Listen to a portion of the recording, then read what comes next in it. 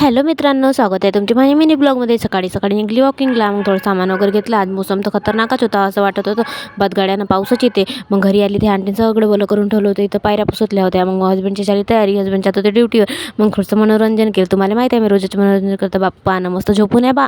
मग बायगी केलं आणि मग बापू काही उठला नाही. 12 वाजून गेले, 1 वाजून गेला. मग बापू म्हणे चिकन खायचं आहे. मग आम्ही गेलो चिकन आणायला. तर बापू घेत होता तिकडे चिकन. मग चिकन घेतलं आणि आम्ही निघलो सिद्धं रस्त्यानं. मग मला दिसला समोसा. तुम्हाला माहिती आहे माझा फेवरेट आहे. तर मग त्याला म्हणलं मला समोसा घेऊन दे म्हणलं. मग त्यानं मला समोसा घेऊन दिला. फायनली घरी आलो.